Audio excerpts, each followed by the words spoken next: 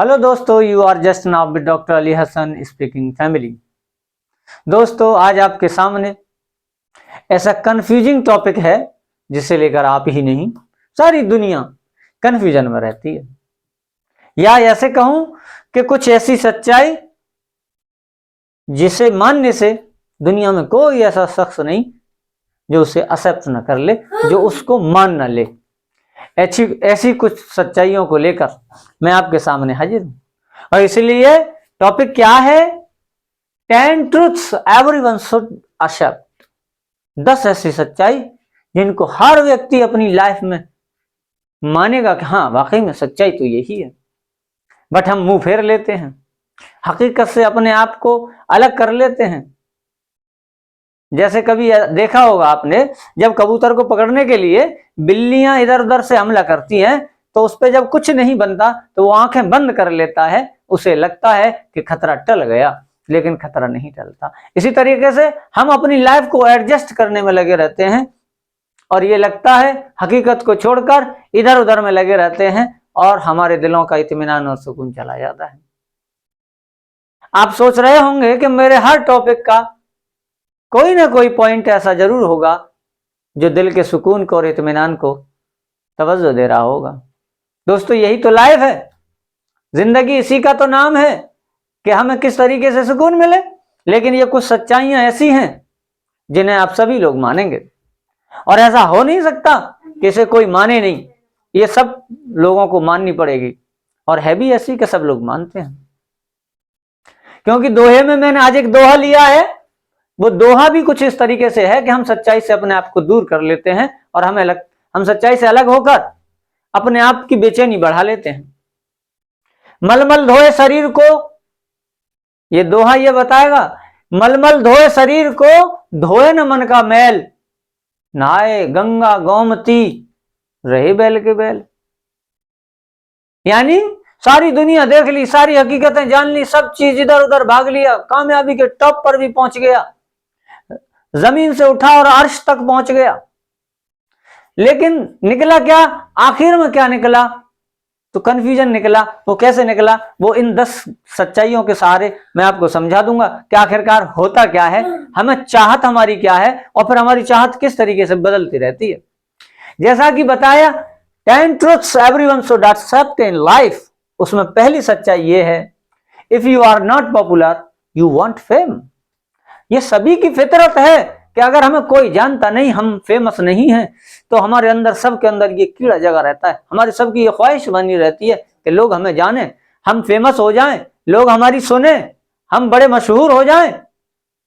आखिरकार लोगों के साथ, ऐसे बतेरे लोगों के साथ ऐसा हो जाता है कि वो मशहूर हो जाते हैं, फेमस हो जाते हैं, फिर क्या वो सेटिस्फाई हो गए, संतुष्ट हो गए?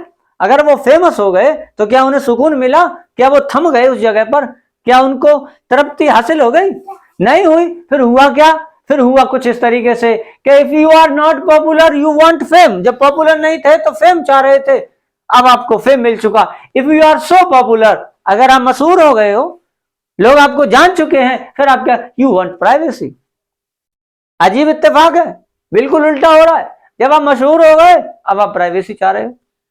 यकीन नहीं हो रहा होगा ना इस बात का, तो आप ऐसे समझो, जितने भी बड़े बड़े स्टार्स हैं, जितने बड़े बड़े लीडर हैं, जितने बड़े बड़े लोग हैं जो मशहूर हो चुके हैं सारे दुनिया जहान में, वो दोस्तों प्राइवेसी के लिए तरसते रहते हैं कि उन्हें कब प्राइवेसी मिले।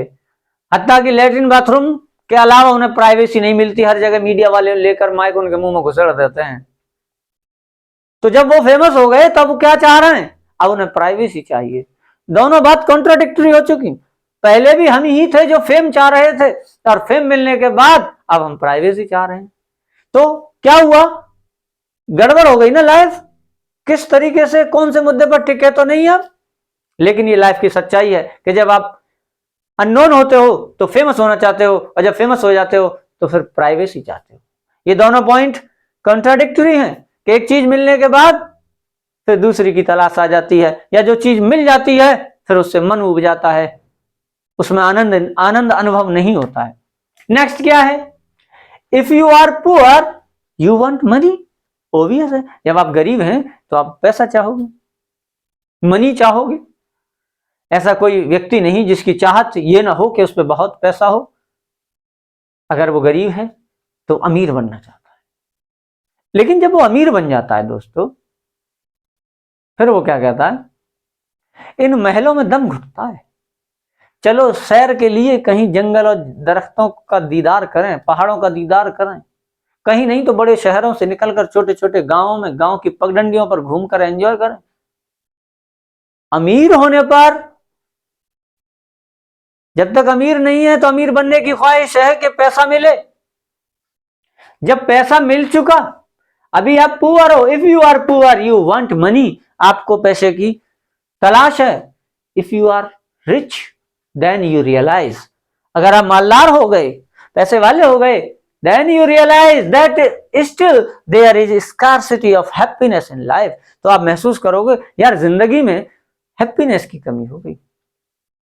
जब पैसा नहीं था तो पैसे की कमी के लिए दिन और रात कोशिश जारी थी, जब पैसा आ गया तो आप रियलाइज करोगे कि वो जो हैप्पीनेस थी, वो जो बिना बात के भी मुस्कुराहट छूटती थी, वो जरा जरा से टॉपिक पे एक एक घंटे गुजार देते थे हंसते हंसते, वो गांव की गलियों में घूमते घूमते, वो शहर की गलियों में घूमते घूमते, फुटपाथ के नीचे खड़े होकर एंजॉय फील करते थे, अंदर से हैप्पीनेस निकल कर आती थी। अब जब पैसा आ गया तो हमें ये रियलाइज हो रहा है there is a scarcity of happiness in life, कि हैप्पीनेस हमारी लाइफ से चली गई, ये कमी पड़ गई हैप्पीनेस की। ये सच्चाई है, आप मानोगे, हर कोई मानेगा, इसलिए टॉपिक का नाम रखा मैंने कि everyone should accept it in life, इस बात को सभी स्वीकार करेंगे। हैप्पीनेस इन लाइफ, और you just want to live simple life. बहुत पैसा कमा लिया, फिर उस टॉप पे जाकर आप क्या कहते हैं, सिंपल लाइफ जीने में जो मजा है वो किसी में नहीं है। फिर अपने आप को आप सिंपल लाइफ की तरफ लाना चाहते हैं, फिर आप घूमने के लिए ऐसी ऐसी जगह जाना चाहते हैं जहां गाय बकरी चराने वाले लोग गाय और बकरियां चरा रहे होते हैं, मछली पकड़ने वाले मछली पकड़ रहे होते हैं, शिकार खेलने वाले शिकार खेल रहे होते हैं, जंगल में लोग लकड़ियां बीन रहे होते हैं, और आप उनको देखकर एक एंजॉय फील करते हो, एक हैप्पीनेस फील करते हो। क्या हुआ, कल तक जिसकी तलाश थी कि पैसा मिले, और पैसा मिला, टॉप पर पहुंचे, तो फिर ये फीलिंग बदल गई। तो स्टेबिलिटी है क्या? There is no stability. कोई स्थिरता है जीवन में? नहीं है, स्थिरता होती ही नहीं है, स्थिरता लानी पड़ती है। जिस तरीके से मैंने एक दफे बताया था, गुस्सा आता नहीं है, लाया जाता है, इसी तरीके से हैप्पीनेस कहीं से आती नहीं है, हैप्पीनेस अंदर से निकाली जाती है। हैप्पीनेस अपनी सोच पे डिपेंड करती है। ये तो हुए 4 टॉपिक जो एक दूसरे के कॉन्ट्राडिक्टरी हैं। Next, number 5, if you are more intelligent in life, अगर आप बहुत इंटेलिजेंट हैं, लाइफ बिकम स्ट्रेसफुल, फिर आपकी जिंदगी क्या बन जाएगी? स्ट्रेसफुल बन जाएगी। आपकी जिंदगी स्ट्रेस, तनाव से भर जाएगी। आप पूछोगे ऐसा कैसे हो जाएगा? जब हम अपनी लाइफ में बहुत इंटेलिजेंट हैं तो हमारी दिमाग में स्ट्रेस कहां से आएगा? आएगा दोस्तों, because you are not able to ignore anything. जब आप इंटेलिजेंट होते हैं, अपने आप को इंटेलिजेंट कहते हैं, या आप रियल में इंटेलिजेंट होते हैं, तो फिर आप किसी चीज को इग्नोर नहीं करते। छोटी छोटी चीजों को आप एनालाइज करते हैं, किसी चीज को इग्नोर ही नहीं करते। जब आप किसी चीज को इग्नोर नहीं करोगे तो दोस्तों स्ट्रेस बढ़ेगा नहीं बढ़ेगा? इट इज ऑब्वियस कि आपका स्ट्रेस बढ़ेगा। चाह तो ये कह तो ये रहे तो बहुत इंटेलिजेंट व्यक्ति है, लेकिन इंटेलिजेंट होने के साथ में ये उसका डिमेरिट आ गई कि आपकी लाइफ स्ट्रेसफुल हो गई, और उसका कारण ये रहा कि आप किसी भी चीज को इग्नोर नहीं करते हो। जब हर चीज को माइंड करोगे या हर चीज पे गौर करोगे तो आपको स्ट्रेस होना लाजिमी है, ओबियस है कि आपको स्ट्रेस होगा। चलिए, ये बात हुई जब आप इंटेलिजेंट हो तो स्ट्रेस आ गया। इसके बाद इसका उल्टा करें, आप इंटेलिजेंट नहीं हो, एक तरीके से मूर्ख हो या एवरेज व्यक्ति हो, तो फिर क्या होगा? If you are clumsy, clumsy का मतलब ये होता है कि आप अक्लमंद नहीं हो, इंटेलिजेंट नहीं हो, उसको अपोजिट है ये clumsy. You make mistakes, intelligent नहीं हो तो आप गलतियां करोगे, या मूर्ख टाइप के हो तो आपसे गलतियां होंगी। You make mistakes. क्यों मिस्टेक्स क्यों करेंगे भाई? Because of your ignorant behaviour. इसका कारण ये होगा कि जब आप मूर्ख टाइप के होंगे, कम अक्ल होंगे, तो फिर आपका बिहेवियर इग्नोरेंट टाइप का हो जाएगा। आप हर चीज को इग्नोर करते चले जाओगे। आपके पास कोई एप्लीकेशन आ गया, आपके एग्जाम की फीस जानी है, आपको स्कूल टाइम पे जाना है, आप इग्नोर कर दोगे। सो रहे हो तो सोते ही पड़े हो। आपकी इग्नोरेंट पावर बढ़ जाएगी। आपका इग्नोरेंट बिहेवियर जब बढ़ जाएगा तो दोस्तों फिर क्या होगा? आप भी खुश नहीं। जब आप मोर इंटेलिजेंट थे तो लाइफ में स्ट्रेस आ गया। जब आप क्लमसी हो गए, जब लैक ऑफ इंटेलिजेंसी हो गई, तो फिर आप मिस्टेक्स करने लगे, और उसका कारण यह हुआ कि आपका बिहेवियर इग्नोरेंट हो जाएगा, क्योंकि आप गौर ही नहीं करेंगे किसी चीज पर। इसलिए आपकी जिंदगी में ये दोनों पॉइंट भी बिल्कुल just contradictory to each other. हमारी चाहत यहां भी अलग हो जाती है। दोस्तों मैं लाइफ की डेफिनेशन आपको बताना चाह रहा हूं। At the end of the point मैं आपको यह बताऊंगा कि व्हाट इज द लाइफ। अभी आप सोच रहे होंगे कि लाइफ यही है, इंटेलिजेंट हो गए, पैसे वाले हो गए, फेमस हो गए, यही लाइफ है। बट लाइफ तो, रियल लाइफ तो वो है कि जिसमें आप सुकून फील करोगे। फिर नेक्स्ट पॉइंट ये कहता है, इफ यू आर सिंगल, अगर आप सिंगल हो, बोले तो शादीशुदा नहीं हो, आपका कोई फ्रेंड नहीं है, आप सिंगल हो, फिर आप क्या करोगे? यू वांट अ रिलेशनशिप, तो फिर आप चाहोगे कि मेरा किसी से रिलेशन हो। You like the feeling of belongings, जब आप सिंगल हो तो यू वांट रिलेशनशिप। क्यों? क्योंकि यू फील द बिलोंगिंग्स। तो आपको ऐसा लगता है कि साथ रहना एक अच्छी चीज होती होगी। आप ये चाहोगे कि साथ रहकर जिंदगी आसानी से गुजरती होगी, इसलिए आप ये चाहोगे कि मैं सिंगल हूं, मेरा रिलेशनशिप हो या मेरी शादी हो, जिससे कि हम दो हों, दो होने से बिलोंगिंग्स बढ़े, जुड़ाव बढ़े, एक दूसरे के साथ रहकर अच्छा फील होता होगा। ये सोचकर उस सिंगलनेस को डबलनेस में चेंज करने के लिए हमारा माइंडसेट बन जाता है। चलो ये घर वालों ने कोशिश कर या आपकी अपनी कोशिश रंग लाई, आप सिंगल से डबल हो जाते हो।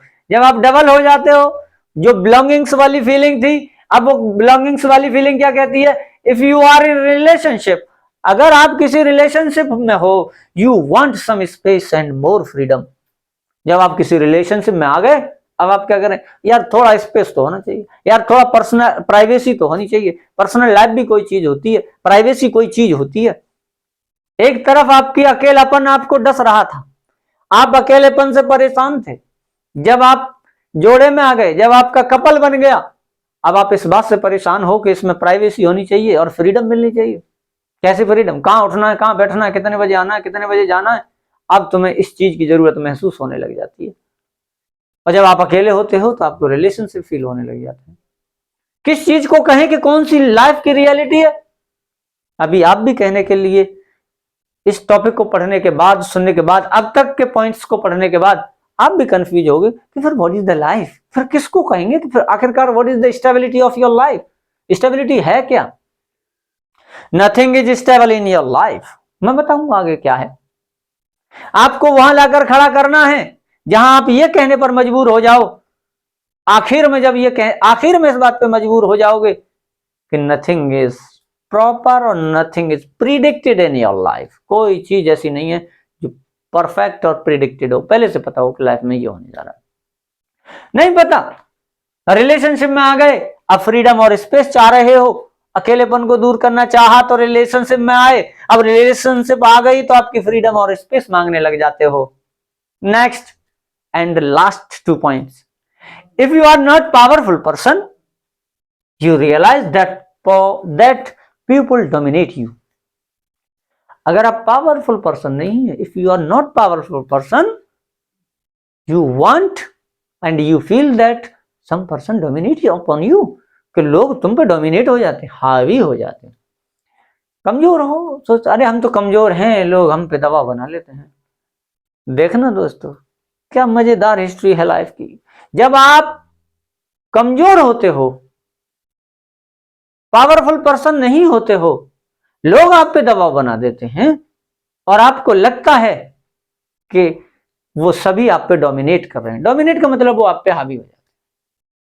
अब आपकी ये प्रॉब्लम थी कि हम कमजोर व्यक्ति हैं, पावरफुल नहीं है, ऊपर वाले ने आपकी मेहनत रंग लाई या आपकी कोशिश रंग लाई या छप्पड़ फाड़ कर कुछ ऐसा कर दिया कि आप पावरफुल हो जाते हो। फिर क्या होता है, कौन सा तीर मारते हो, यहां देखते हैं। If you are a powerful person then you realise that you have to handle all responsibilities. जब आप पावरफुल पर्सन बन जाते हो तब आप फील करते हो that I have to handle all the responsibility. पता ना क्या फजीता पड़ गया, साला सारा काम मेरे ही जिम्मे डाल दिया इन्होंने। क्यों, ताकतवर हो गए ना, अब हर काम हैंडल करने के लिए सारा काम तुम्हारे ऊपर आ चुका। अब आप इस बात से परेशान हो, सारा काम मुझ पे छोड़ रखा है, सारी चीज मुझे देखनी पड़ती है, बिजनेस मुझे देखना पड़ रहा है, घर मुझे देखना पड़ रहा है, रिश्तेदारियां मुझे देखनी पड़ रही हैं, परिवार देखना पड़ रहा है। कोई ऐसा नहीं है जो सिचुएशंस को हैंडल कर ले। अरे क्या हुआ भाई, कल तक तो तुम ही कह रहे थे कि यार हम स्ट्रांग पर्सन नहीं है, कमजोर लोग हैं, कमजोर इंसान हैं, तो लोग हम पे हावी हो जाते हैं। अब तुम पावरफुल पर्सन हो गए तो अब सारी रेस्पॉन्सिबिलिटी आपकी तरफ आ गई।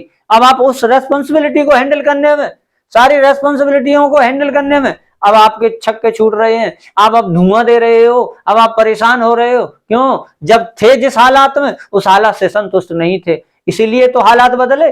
जब हालात बदले तुम आज भी संतुष्ट नहीं हो, तो अभी लाइफ में कुछ परमानेंसी नहीं आई, अभी कोई परमानेंट पॉइंट नहीं आया, फिर आप लाइफ को लेकर इतने ईगर क्यों हो, इतने परेशान क्यों हो। तो दोस्तों सोचो ना कि लाइफ को किस तरीके से हमें जीना है और लाइफ का असल मकसद क्या है। अभी 10 पॉइंटों के अंदर एक पॉइंट दूसरे पॉइंट का कॉन्ट्राडिक्शन करता है। अब दोस्तों मैं बताता हूं आपको what is the reality of your life और माई लाइफ और what is the reality of everyone's life.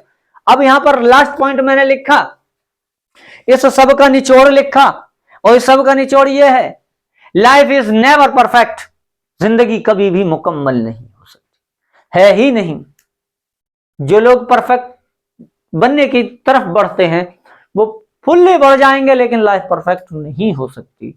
कुछ लोग हैं जिनको टाइटल दे देते हैं समाज ने या इस इंडस्ट्री ने, फिल्म इंडस्ट्री ने या लोगों ने, उनके चाहने वालों ने, जैसे कि मिस्टर शाहरुख खान, आमिर खान है, उनको मिस्टर परफेक्शनिस्ट कहते हैं, मतलब वो परफेक्ट काम करते हैं, ऐसा बोलते हैं। लेकिन कोई भी इंसान जब लाइफ में कुछ भी परफेक्ट नहीं है तो किसी बंदे की लाइफ कैसे परफेक्ट हो सकती है ही नहीं, परफेक्ट लाइफ परफेक्ट नहीं है।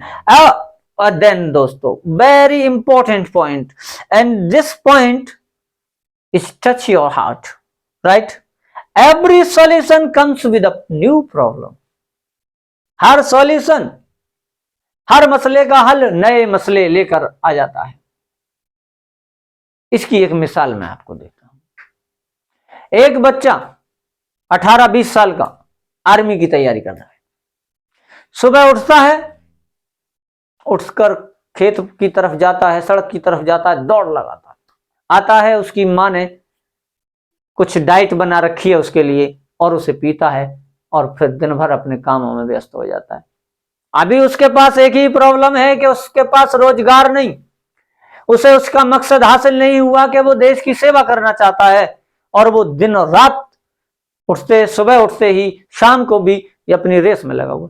दोस्तों अभी सिंगल प्रॉब्लम है। प्रॉब्लम क्या है कि अभी जॉब नहीं है, अभी आर्मी में सिलेक्शन नहीं हुआ है,